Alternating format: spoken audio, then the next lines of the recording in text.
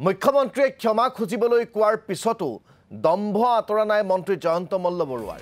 সামাজিক মাধ্যমত ঘটনাৰ বাবে স্পষ্টীকৰণ দি দুখ প্ৰকাশ কৰিয়ে দায়িত্ব সামৰিলে মন্ত্ৰীগৰাকীয়ে অতিষ্ঠ হৈ নকবলগীয়া কথা মুখেৰে ওলাই গ'ল বুলি দায়হৰা মন্তব্য মন্ত্ৰী জয়ন্ত মল্ল বৰুৱাৰ কিন্তু ৰাজ্যজুৰি সাংবাদিকৰ তীব্ৰ প্ৰতিবাদ গৰিহণা সত্ত্বেও ক্ষমা বিচাৰাৰ পৰিৱৰ্তে দুখ প্ৰকাশতেই দায়িত্ব সামৰিলে মন্ত্ৰীগৰাকীয়ে আমি আপোনালোকক দেখুৱাইছো মন্ত্ৰীগৰাকীয়ে সামাজিক মাধ্যমত এটা পোষ্ট কৰিয়ে এইদৰে দায়িত্ব সামৰিছে আপোনালোকে টেলিভিছন স্ক্ৰীনত এয়া দৃশ্যাংশ দেখিবলৈ পাইছে এতিয়াও দম্ভ আঁতৰা নাই সেই মন্ত্ৰীগৰাকীৰ যিগৰাকী মন্ত্ৰীয়ে ৰাজ্যৰ সাংবাদিকসকলক তুচ্ছ জ্ঞান কৰি মন্তব্য কৰিছিল আৰু সেই মন্ত্ৰীগৰাকীক মুখ্যমন্ত্ৰীয়ে ক্ষমা খুজিব লাগে বুলি কোৱাৰ পিছতো তেওঁ ৰাজহুৱাকৈ ক্ষমা নুখুজিলে তেওঁৰ হৈ মুখ্যমন্ত্ৰীয়ে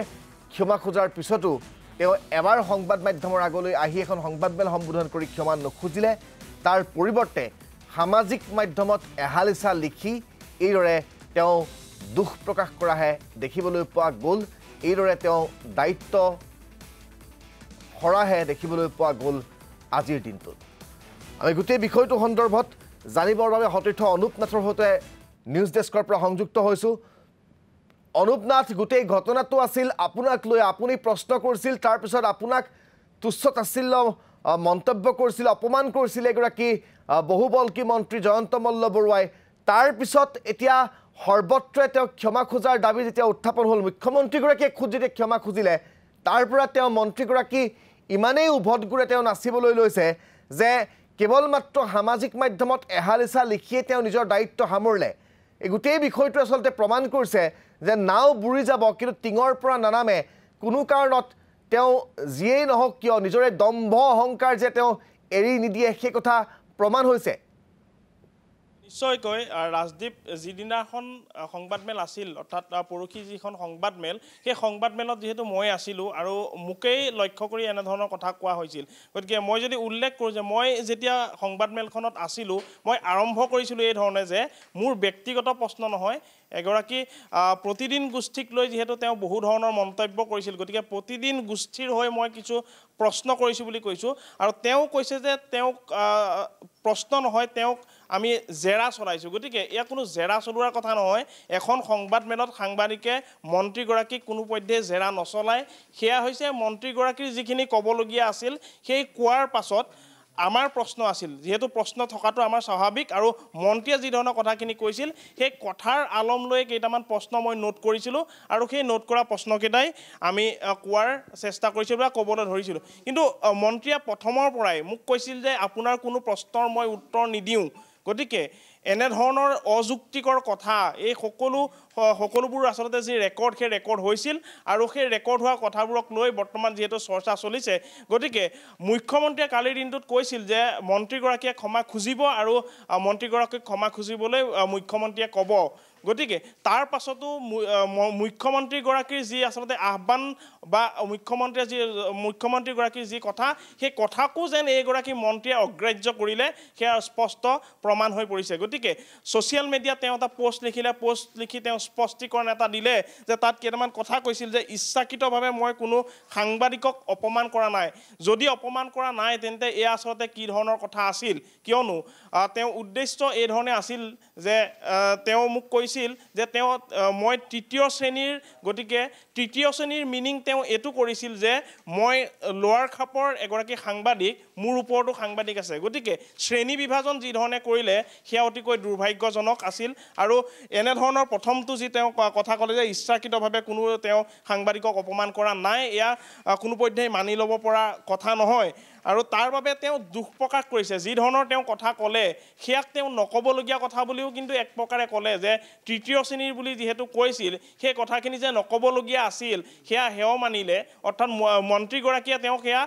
শুভবুদ্ধি উদয় হ'ল যে তেওঁ নক'বলগীয়া কিছু কথা ক'লে বা এইকেইটা শব্দ ক'লে গতিকে তাৰ বাবে তেওঁ দুখ প্ৰকাশ কৰিছে তেওঁ ক্ষমা খোজা নাই বৰ্তমান পৰ্যন্ত গতিকে এই ক্ষমা নোখোজাৰ মুখ্যমন্ত্ৰীৰ আহ্বান বা মুখ্যমন্ত্ৰীয়ে কোৱা স্বত্তেও তেওঁ ক্ষমা খোজা নাই তাৰ পাছৰ পৰ্যায়ত যদি আমি আমি চাওঁ যে মন্ত্ৰী পীযুষ হাজৰিকা সতীৰ্থ মন্ত্ৰী পীযুষ হাজৰিকায়ো তেওঁক কৈছিল যে এয়া যদি কৈছে তেন্তে যথেষ্ট দুখৰ বিষয় সমান্তৰালকৈ ৰাজ্যিক সভাপতিগৰাকীয়ে স্পষ্ট কৰি দিছিল যে সাংবাদিকক কোনোপধ্যেই আমি এনেধৰণৰ আক্ৰমণ কৰিব নালাগে সাংবাদিকে আমাক প্ৰশ্ন কৰাৰ অধিকাৰ আছে আৰু সেই প্ৰশ্নৰ ভিত্তিত যদি আমি উত্তৰ দিব লাগে গতিকে সাংবাদিকক লক্ষ্য কৰি যি ধৰণৰ তুচ্ছ তাচ্ছিল্য কৰা ধৰণে তেওঁ মন্তব্য কৰিলে তাক লৈ স্পষ্ট কৰিছিল যিগৰাকী বিজেপিৰ সভাপতি দিলীপ শইকীয়াই তেওঁ স্পষ্ট কৰি দিছিল যে তেওঁ ভুল কৰিছে আৰু সংবাদ মেলত এনেধৰণৰ কথা পৰৱৰ্তী সময়ত যাতে নকয় তাৰ বাবেও তেওঁ স্পষ্ট এটা বাৰ্তা দিলে মন্ত্ৰী জয়ন্ত মল্ল বৰুৱাক গতিকে তাৰ পাছৰ যদি আমি কওঁ যে তুচ্ছ কৰাৰ মানসিকতাৰে মই একো কথা কোৱা নাছিলোঁ মন্ত্ৰীগৰাকীৰ যিটো পোষ্ট সেই পোষ্টটোত এনেকুৱা ধৰণৰ কথা আছিল গতিকে আমি আটাইখিনি যদি কথা কওঁ যে মন্ত্ৰীগৰাকীয়ে কি ধৰণৰ কথা কৈছিল মই তেওঁক প্ৰশ্ন উত্থাপন কৰিছিলোঁ যে 13,20,000 টকাৰ 13,20,000 টকা দি যদি গৰু খুঁটিৰ পৰা তেওঁ গৰু ক্ৰয় কৰিব পাৰে তেন্তে 50 লাখ টকাৰ তেওঁৰ ৰাজ সাহায্য যে আন যিসকল যোগ্য ব্যৱসায়ী আছিল বা দুগ্ধপালক আছিল তেওঁলোকৰ ওচৰলৈ বাৰ্তাটো নগৈ এইগৰাকী মন্ত্ৰীয়ে পত্নীৰ স্বাৰ্থত বা পত্নীৰ যিখন ফাৰ্ম আছে সেই ফাৰ্মৰ বাবে যে 50 লাখ টকাৰ ৰাজ সাহায্য লৈছে এইটো তেওঁ অধিকাৰ থাকিলেও কিন্তু শুনিবলৈ বা গোটেই বিষয়টো এটা লাজৰ যে বিষয় আছিল এই বিষয়টোক লৈহে আমি প্ৰশ্ন কৰিছিলোঁ সমান্তৰালকৈ প্ৰতিদিন গোষ্ঠীৰ যিগৰাকী অধ্যক্ষ জয়ন্ত বৰুৱা তেওঁক লৈ তেওঁ কিছু ধৰণৰ মন্তব্য কৰিছিল যে তেওঁ অগাধ সম্পত্তি বা যি তেওঁ অবাধে বা নিয়ম বহিৰ্ভূতৰ বাবে তেওঁ গুৱাহাটীত বিভিন্ন ধৰণৰ অট্টালিকা নিৰ্মাণ কৰিছে গতিকে এই যিসমূহ তথ্য এই তথ্যসমূহ GMDAত আছে বুলি কৈছিল আৰু GMDAৰ যিগৰাকী CEO আছিল সেই CEO গৰাকীক তেওঁ কৈছিল যে প্ৰতিদিন টাইমক আপুনি এইখিনি যি ডকুমেণ্ট আছে জয়ন্ত বৰুৱাই যি অবৈধভাৱে নিৰ্মাণ কাৰ্যৰ যি তথ্য আছে সেই তথ্য প্ৰদান কৰিব লাগে কিন্তু তাৰ পাছত আমি দুটা দিনকৈ GMDAৰ কাৰ্যালয়ত গ'লোঁ কোনো ধৰণে সেইগৰাকী CEOক আমি লগ নাপালোঁ আমি বহু সময় তাতে অপেক্ষা কৰিছিলোঁ তেওঁৰ যি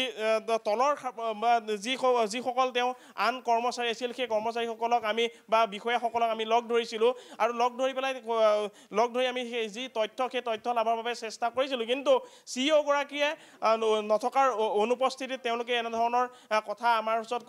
পাতিবলৈ সক্ষম নহয় গতিকে এটাই কথাই কওঁ যে যি সময়ত মন্ত্ৰীগৰাকীয়ে কেইবাদিন পূৰ্বে ৰুক্মিণী গাঁৱত আমাৰ সাংবাদিক নাৰায়ণ আছিলে গতিকে সেই নাৰায়ণৰ সন্মুখত কৈছিল যে নাৰায়ণকো তেওঁ তুচ্ছ তাচ্ছিল্য কৰি কৈছিল যে আপোনালোকে যি ধৰণে আপোনাৰ মালিক পক্ষৰ যি ধৰণে অবাধ বা অনিয়মভাৱে তেওঁ গুৱাহাটী বিল্ডিং নিৰ্মাণ কৰিছে এই তথ্যসমূহ GMDAত আছে GMDA প্ৰদান কৰিব দুটাকৈ দিন গ'লোঁ আজি চতুৰ্থটো দিন বা পঞ্চমটো দিন কোনোপধ্যেই প্ৰতিদিনৰ কাৰ্যালয়ত এইসমূহ ডকুমেণ্ট আহি নাপালে বা আমি যোৱাৰ স্বত্তেও কিন্তু এই ধৰণৰ ডকুমেণ্ট নাপালোঁ গতিকে এনেধৰণৰ বিষয়সমূহ সমান্তৰালকৈ গৰু খুঁটিৰ পৰা নিবিদা অবিহনে জনপ্ৰতিনিধিয়ে গৰু কিনা যি কাৰ্য বা গৰু কিনাৰ যি কথা এই কথাসমূহ যেতিয়া আমি পোহৰলৈ আনিলোঁ বা ফাদিল কৰিলোঁ তাৰ পাছতেই কিন্তু গোটেই বিষয়খিনি স্পষ্ট হৈ পৰিল বা ফাদিল হৈ পৰিল যাৰ বাবে মন্ত্ৰীগৰাকীয়ে হয়তো তেওঁৰ কিছু মানসিকভাৱে তেওঁ কিছু চাপ পৰিছিল আৰু তাৰ বাবেই এনেধৰণৰ তেওঁ মন্তব্য কৰিছিল এয়া আমাৰ সন্দেহ গতিকে এটা কথাই ক'ম যে পত্নীৰ প্ৰেমত তেওঁ পত্নী প্ৰেমৰ বাবে এনেধৰণৰ যদি মন্তব্য কৰিছে তাত আমাৰ ক'বলগীয়া নাই কিন্তু এগৰাকী মন্ত্ৰীৰ আসনত বহি তেওঁ যদি এনেকুৱা ধৰণৰ কথা কৈছে সাংবাদিকসকলক বা মোক ব্যক্তিগতভাৱে আক্ৰমণ কৰা বা অসমৰ যি সাংবাদিকসকল আছে সকলোকে কৰাৰ মাজত কোনো ধৰণৰ পাৰ্থক্য নাই তেওঁ তৃতীয় শ্ৰেণীৰ সাংবাদিক বুলি যি কোৱাৰ যিটো শব্দ সেই শব্দটোতে কিন্তু যথেষ্ট নিকৃষ্টতা যে লুকাই আছে সেয়া স্পষ্ট হৈ পৰিছে ৰাজদীপ গতিকে মই আৰু এটা কথা ৰাজদীপ এইকণতে উল্লেখ কৰিছোঁ যে নিবিদা অবিহনে যিহেতু এইসমূহ গৰু খুঁটিৰ পৰা বা ৰঙিয়াৰ যি ষ্টেচন আছে সেই ষ্টেচনৰ পৰা যিহেতু লৈ গৈছিল পত্নীৰ ফাৰ্মলৈ এই গোটেই বিষয়সমূহ কিন্তু গোপনে আছিলে কেতিয়াও এইখিনি ফাদিল হোৱা নাছিল গতিকে এই যেতিয়া ফাদিল হ'ল তাৰ পাছতেই সকলোৱে অভিযোগ উত্থাপন কৰিছিল যে এইসমূহ গৰু গোপনে তেওঁলোকে কিয় নিবলগীয়া হ'ল নিবিদা যদি হ'লহেঁতেন ৰাজহুৱা নিবিদা কিয় নহ'ল কিয়নো সাধাৰণ ৰাজহুৱা খণ্ডৰ যদি লোহা লংকৰ যদি থাকে তেন্তে নিবিদা অবিহনে বিক্ৰী নহয় বা থানাৰ যিসমূহ গাড়ী আছে সেই বেয়া হৈ যোৱা গাড়ীসমূহো যদি বিক্ৰী কৰিবলগীয়া হয় তেন্তে নিবিদা হ'ব লাগে গতিকে তাৰ পাছত যদি ৰাজহুৱা টকাৰ টকাৰে ক্ৰয় কৰা 300জনী গীৰ গাই 90জনী গীৰ গাই জনপ্ৰতিনিধিয়ে ভগাই লোৱাৰ যিটো কথা এই কথাটোৱেই কিন্তু যথেষ্ট সন্দেহজনক আৰু ৰহস্যৰ আৱদ্ধ থকা এটা বিষয় এইসমূহ বিষয় যেতিয়া ফাদিল হ'ল তেতিয়া এইসমূহ জনপ্ৰতিনিধিৰ বা জয়ন্ত মল্ল বৰুৱাৰ কথাটো হৈছে অনুপ এতিয়া দেখিবলৈ পোৱা গৈছে মন্ত্ৰীগৰাকীয়ে যিটো ফেচবুক পোষ্ট বা সামাজিক মাধ্যমত যিটো দায়হৰা মন্তব্য কৰিছে কালিলৈকে দেখিবলৈ পোৱা গৈছিল যে এইগৰাকী মন্ত্ৰীয়ে তেওঁ সংবাদমেল সম্বোধন কৰি লম্ফজম্ফ কৰিছিল কিন্তু আজি তেওঁ সংবাদমেল সম্বোধন কৰি ক্ষমা খুজিবলৈ তেওঁৰ সাহস নাই কাৰণ তেওঁ মুখ্যমন্ত্ৰীৰ হয়তো ধমক খাইছে তেওঁ হয়তো ৰাজ্যিক বিজেপিৰ সভাপতিৰ ধমক খাইছে যাৰ বাবে সেই ধমকৰ ফলত এতিয়া ফেচবুকতেই তেওঁ লিখি পেলাই এটা দায়হৰা মন্তব্য দিবলৈ বাধ্য হৈছে আচলতে ক'বলৈ গ'লে এক প্ৰকাৰ নিজৰ ভুল স্বীকাৰ কৰি এই ফেচবুক পোষ্টটোৰ জৰিয়তে এক প্ৰকাৰ জয়ন্ত মল্ল বৰুৱাই নেগুৰ পেলালে বুলি ক'ব পাৰি নেকি নিশ্চয়কৈ ৰাজদীপ এনেকুৱা ধৰণৰ শব্দ আমি ব্যৱহাৰ কৰিব পাৰোঁ যে তেওঁ হয়তো নেগুৰ পেলালে আৰু যাৰ বাবে মুখ্যমন্ত্ৰীয়ে কালিৰ দিনটোত যিহেতু কৈছিল যে তেওঁ ক্ষমা খুজিব লাগিব বা তেওঁক ক্ষমা খুজিবলৈ ক'ব সমান্তৰালকৈ ৰাজ্যিক যিগৰাকী সভাপতি দিলীপ শইকীয়াই এনেধৰণৰ কথা যিহেতু কৈছিল সমান্তৰালকৈ সতীৰ্থ মন্ত্ৰী যিগৰাকী আছিল পীযুষ হাজৰিকা তেওঁ এনেধৰণৰ মন্তব্য কৰিছিল গতিকে এই মন্তব্যৰ পাছত যদিও তেওঁ বৰ্তমান অসমত নাই বা মুম্বাইত আছিল তাৰ পৰাই তেওঁ এনেকুৱা ধৰণৰ যি এটা ফেচবুক পোষ্ট এই পোষ্টৰ দ্বাৰাই তেওঁ একমাত্ৰ গায়কৰা যি মন্তব্য সেই মন্তব্য কৰা বুলি আমি এই মুহূৰ্তত ক'ব পাৰোঁ কিয়নো সংবাদ মাধ্যমৰ সন্মুখত তেওঁ আচলতে ক্ষমা খোজাৰ বাবে বহুতে আহ্বান জনাইছিল যিহেতু কালি ৰাজ্যজুৰি প্ৰতিবাদ সাব্যস্ত কৰা হৈছিল সাংবাদিকসকলৰ দ্বাৰা গতিকে